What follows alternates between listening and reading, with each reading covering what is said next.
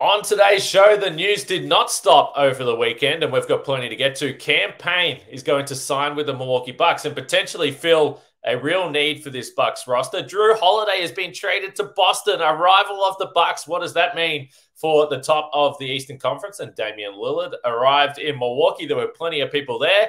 We saw him in his Milwaukee Bucks jersey, so lots to get to today. Let's dive straight in. You are Locked On Bucks, your daily Milwaukee Bucks podcast, part of the Locked On Podcast Network, your team every day.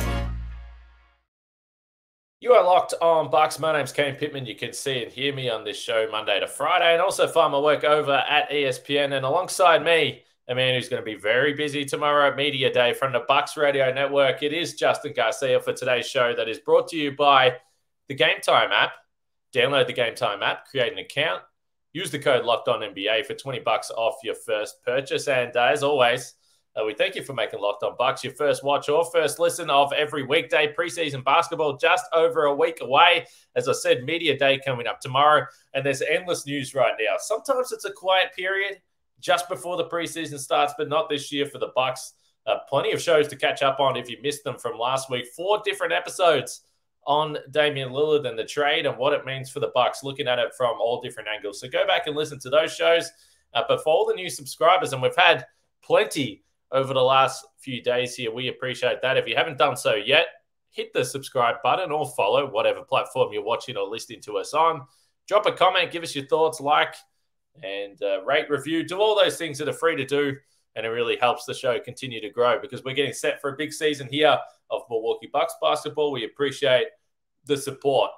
There's plenty of ways that we could start this podcast, Justin. We're going to get to Payne. We're going to get to Jrue Holiday, but just quickly, we saw Damian Lillard arrive in Milwaukee. He's checking out his locker. He's got the jersey on. And I think for some fans, based on what I saw on the social media reaction, until you see it, until you see him there, until you see him with a jersey on, getting some shots up in the practice facility, maybe it doesn't feel so real. But tomorrow at Media Day, we're going to hear from Damian Lillard, a Milwaukee Bucks player, for the first time. And I think that's when it's all going to settle in here, that we are very, very close to seeing this Giannis-Dame combination. Yeah, and some of the smaller stuff too, like seeing how quickly the Bucks as a group kind of sprung to action and seeing what they did to call attention to Dame on basically the billboard space on the parking garage that's right down the street from Fiserv, and some billboards throughout the city as well. You started to see that after you got a day or so removed from the deal on Wednesday. And it was the same for me of like, you would all of a sudden remember like, holy cow, this team traded for Damian Lillard. Like we think about super teams so often. And that's, I think, what we liked so much about the Bucks in 2021 was it was a lot of homegrown guys. It was very similar to what the Nuggets did, where it wasn't just guys you drafted, but that was the thing of like, hey, this group took down a super team with a minor nod to injuries as well. But now you are one of those teams. That's the realization. It's the old line of you either live the hero or you die long enough to become a villain. Who would have thought the Milwaukee Bucks would be a super team? I think it's been interesting, and you've seen a little bit of it, and it might just be mostly from one fan base across the NBA, but there is going to now start to be this, oh, is Giannis a bad guy? Is Damian Lillard a bad guy? Is this team likable? I think for the most part, we've seen fans that have been pretty excited to see how these guys match up. But to your point, it is very different. No longer the underdog, because even when the Bucks did win the title, they felt like they were perhaps not the number one team in terms of favoritism, even if they had great regular season records through that season. But this year they are entering with everyone watching them. They're going to be primetime TV. Everyone's going to want to see Giannis and Dame. So it is a little bit of a different situation. Continue to let us know your thoughts a few days after this trade in the YouTube comments. But let's move on to Payne. Let's get to the news of the weekend and the new stuff. So let me ask this. Then the Bucks look like they're going to sign Payne to that final roster spot, which did open up by virtue of Grayson Allen and Jrue Holiday moving out with the trade for Damian Lillard. We've speculated Payne as soon as he became available. We were asking the question, the Bucks need a backup point guard. How can they open up the roster spot? They did that with this trade. Another player that came in to potential calculations over the weekend, though, was Reggie Bullock. So let me just ask you this. based on the needs of the Bucks, Payne or Reggie Bullock. Did you have an initial thought about that and which player maybe made more sense?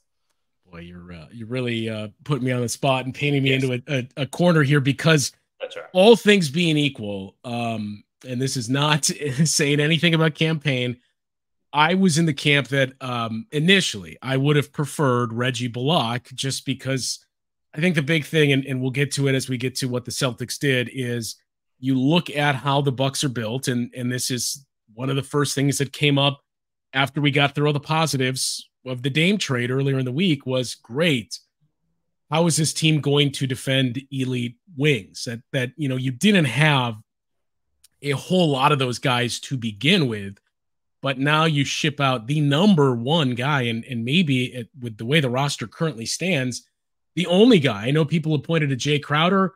That's putting a lot of faith in Jay Crowder. You're going to have to see a different version of him than you did a year ago. And what we saw a year ago was mostly Jay as a guy that would play small ball for. I've mentioned Marjon Beauchamp, and I thought that this deal is a big opportunity for him to eventually grab that starting lineup. But again, that's putting a lot of pressure on a second-year pro that was still very raw that you're developing. And people have pointed to, well, Andre Jackson can do that, because for that fifth starter, you just need somebody that's going to play defense and hit open shots. The latter might be an issue with Andre Jackson. But again, it's the same as with Marjon, that is an awful lot of pressure to put on, in this case, a rookie or a second-year pro that didn't play a whole lot last year. We liked what we saw in spurts, but it wasn't heavy minutes for Marjon. So that, to me, is the big question, and that's where I started at. I guess I would rather Reggie Bullock of the two.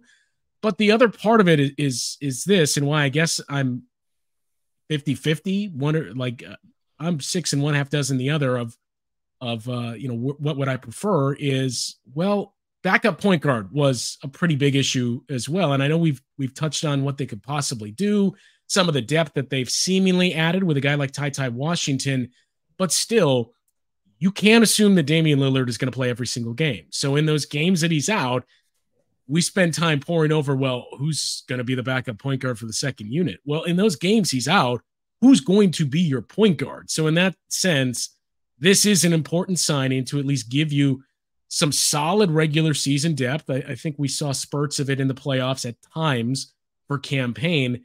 But the other big piece for, well, you still need a wing. I mean, you would have to make a corresponding move. It doesn't slam the door shut on Bullock. He hasn't signed anywhere else yet. But I would assume they're not done and going to continue to exhaust every resource they have to add a 3-and-D guy at some point between now and the end of the season. Yeah, I thought the timing of signing a player to that 15th spot was going to be fascinating, because the Bucks in previous seasons, they've carried an open roster spot into the year. That allows some flexibility here. Based on history, they've made trades throughout the season as well. But I've got to counter why I think Payne was the obvious choice, or why it made sense for this Bucks roster. So I want to get some more Payne thoughts coming up next. And of course, then we're going to move on to the Jrue Holiday trade, which was arguably bigger news than Payne signing with the Bucks today. So plenty more to come after we talk about the Game Time app, today's sponsor of the show. And you shouldn't have to worry when you're buying tickets to your next big event. Game Time is the fast and easy way to buy tickets for all the sports, music, comedy, theater events near you as well, with killer last-minute deals, all in prices, views from your seat, and their best price guarantee. Game Time takes the guesswork out of buying tickets. And look, if you're a little unorganized like me and it's down to the last few seconds or hours before the event, Game Time is the place to go. So download the Game Time app, create an account, and use the code LOCKEDONNBA for $20 off your first purchase. Terms apply. Again, just create an account and use the redeem code LOCKEDONNBA for $20 off. Download Game Time today. Last minute tickets, lowest price guaranteed.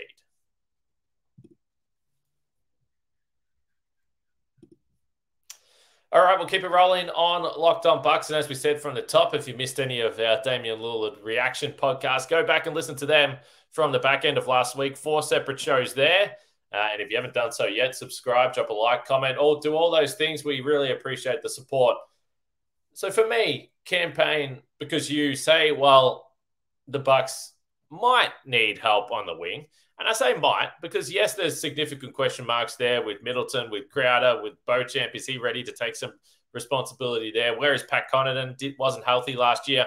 So there's question marks. but there are bodies there that can do the job. So I think it's worthwhile having a look and seeing where all those guys are at. There was no backup point guard. I know you mentioned the young guys, but it just wasn't there. So you were going to need it from time to time. And I might be proven wrong, but I do think that the longer the season goes, that there will be more possibilities and opportunities to potentially bring in a wing than necessarily there will be a backup point guard that isn't 34, 35, 36 years old. And we've seen that a little bit in the past. So Cam Payne is a guy that in recent years has played on a contender. He's played big minutes in the postseason, 4 seasons with Phoenix. He was playing 20 minutes a night across those seasons there, getting you 10 points, 4 assists, shooting 38% from 3. So I just think for a fact, you're getting a really solid player now that you can plug in on opening night and get you those 15 minutes per night and maybe more if Damian Lillard is missing time or as you mentioned there. So I thought it made sense to bring in Cam Payne. And as we always discuss with these minimum veteran players that are just looking to latch onto a contender, oftentimes it's about the fit and the role that they're going to be able to play, particularly for Cam Payne, a guy that really should have a long period of time left in his career. So I think that it made sense for him to look at the Bucks and say, okay, well, I know for a fact you actually need me and you need me to play, and this is going to be a team that should have a deep playoff run. So I thought from all parties, the Cam Payne decision wasn't a shocking one. And it made a lot of sense to me that there was interest from both sides. Yeah, it wasn't shocking. And I mean, this is a name that has been certainly on Bucks fans' radar for quite some time now, that as soon as you saw the available players out there, that I think everybody kind of pointed to, well, Cam Payne, let's snatch him up. It changed yesterday, whenever that was, that the Spurs just bought out Reggie Bullock of, oh, okay, well, there's this. But to me, the bigger thing is what you just touched on, and how I kind of came backwards on it too is, look, we know Dame is not going to play 82 games. That there's maybe nobody in the league is going to do that. So you do need a backup point guard, because it's not just, well, we can do this. Chris can be our default de facto backup point guard at times, depending on the units, or maybe we can bring along the young guys. That's great for in game occasionally, but you do need somebody else that's capable. And to me, that's the biggest change. Is not just Dame and his shot profile, but this is a team that has a true point guard in Cam Payne, and Dame with his ability as well. That's another facet offensively that they haven't had in the past. That you think back to all the gripes over things as seemingly simple as an entry pass that you've seemingly solved with these two guys. And I do think, just quickly on the Jay Crowder stuff, I think that coming off a different offseason this year, clearly to last year, where this time last year we're like, well, he's not going to show up for Phoenix. What's going to happen there? I think he deserves a chance to play minutes. So we can all see what he looks like and what he's got left in the tank as well, because in an ideal world, he's a guy that is going to be there playing big minutes. Just quickly, if you had to pick right now, opening night, 5th starter, Pat Connaughton, Marjon Beauchamp, Malik Beasley, Cam Payne, where we sitting? Bobby Portis.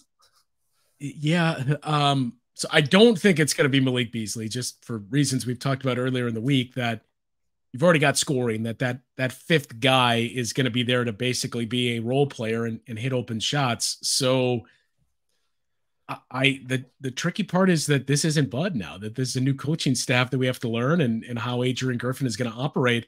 I'll still default to what I think we would have gotten under Bud, and I'll say Pat for now.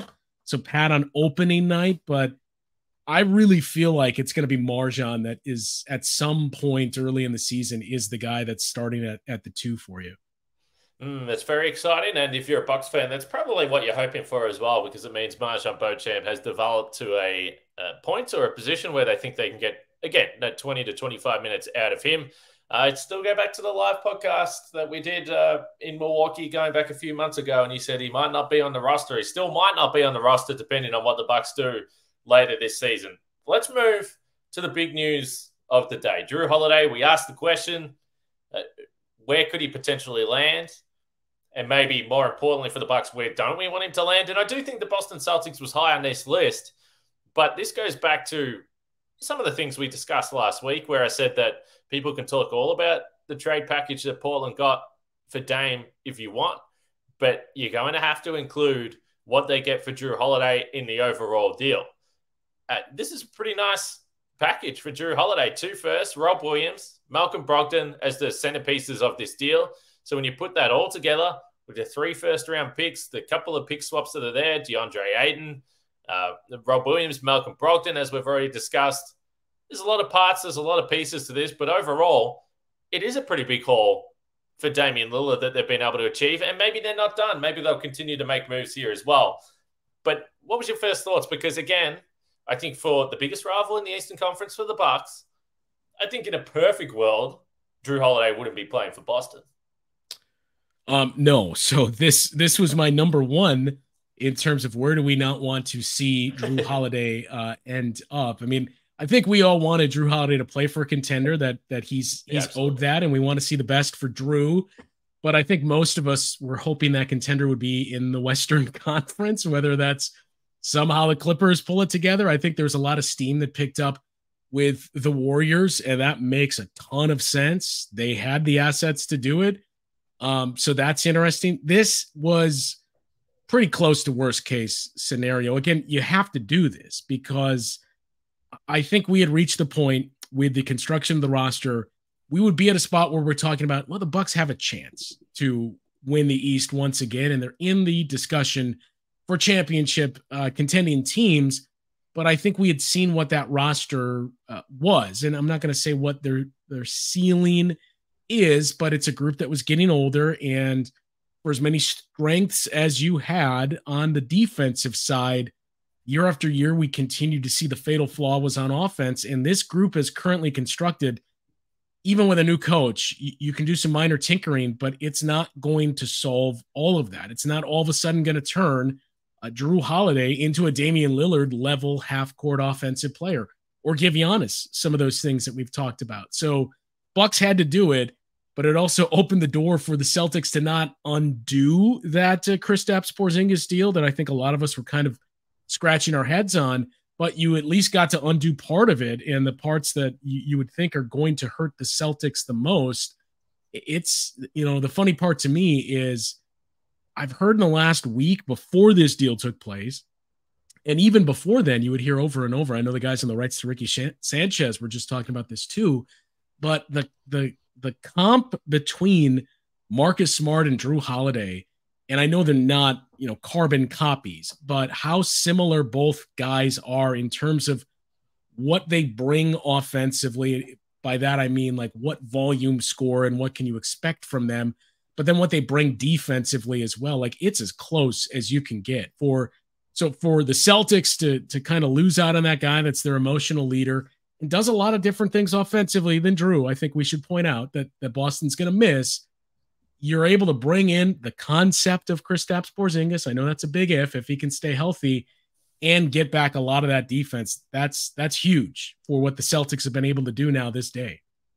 Staying healthy, I think, is going to be a big question. Well, let's face it, for Milwaukee as well, but for Boston, because they do lose some depth in this trade. So I want to talk about the depth of the Boston Celtics after this. We assume that there's obviously going to be some more moves that they'll make throughout the season as well, but we'll get to that next.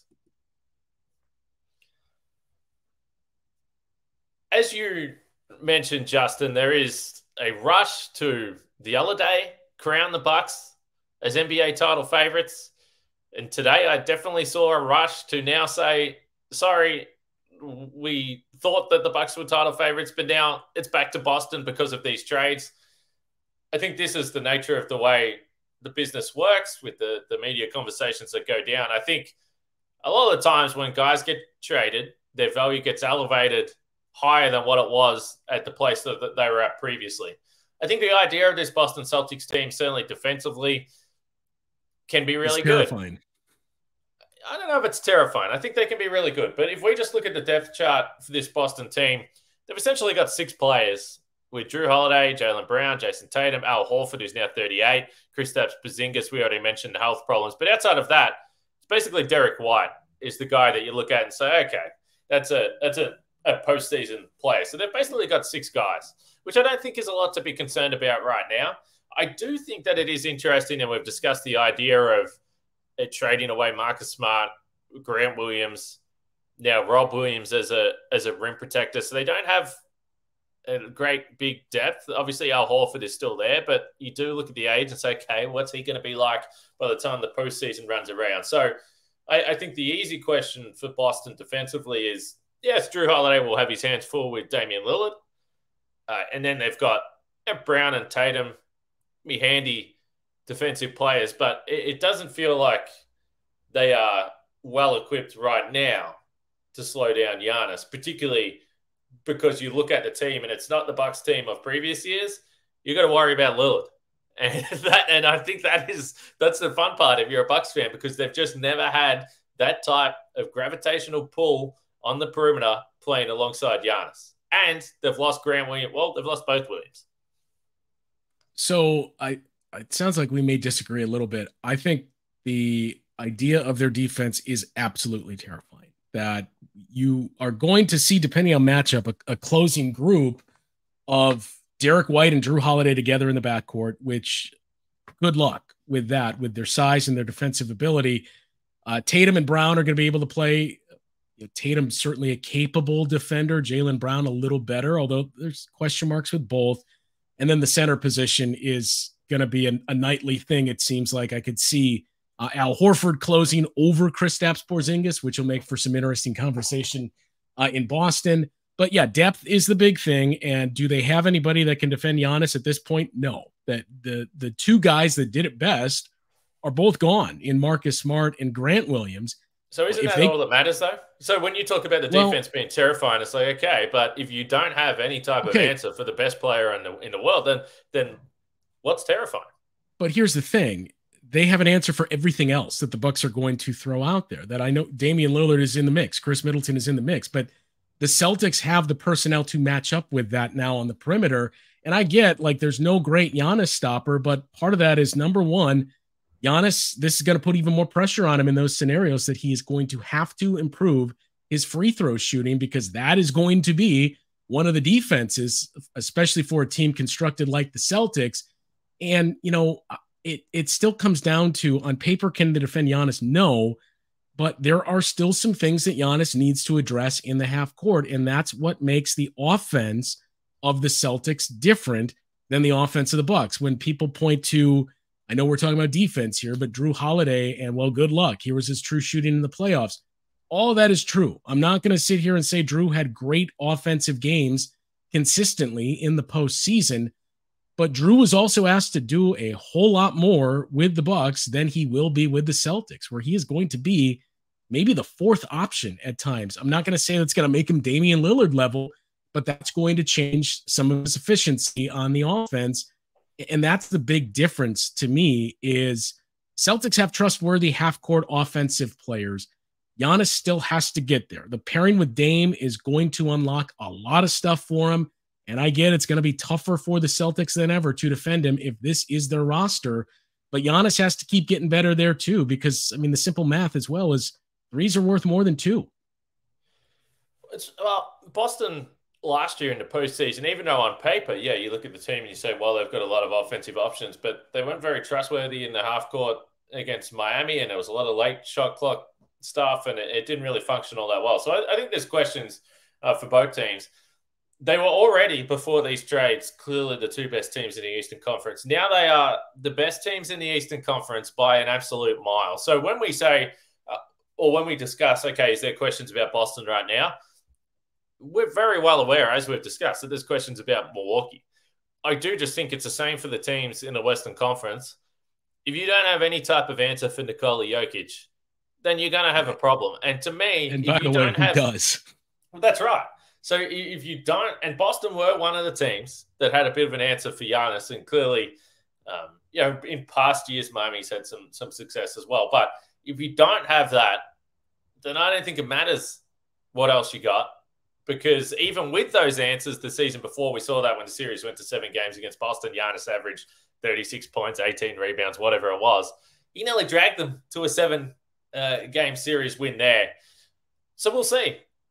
And I do already, and I think I saw someone tweet this, but I do already have some concerns about the Jrue Holiday 40-point playoff game against the Bucks in the Eastern Conference Finals. So you can feel that would be coming as well, which would be a tough to watch. But No question. These are the two teams pacing the Eastern Conference.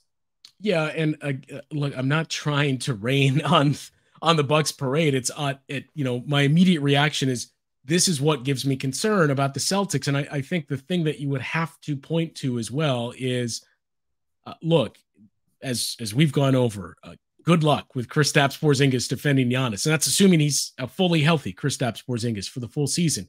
We've seen how that's gone. Al Horford, you mentioned the age, and I mean, sooner or later, we're going to start to see that become more and more noticeable. And even then, we've seen Giannis have some big performances against Al Horford. But on the flip side, it's not just they can't stop Giannis, but they can contain a lot after that.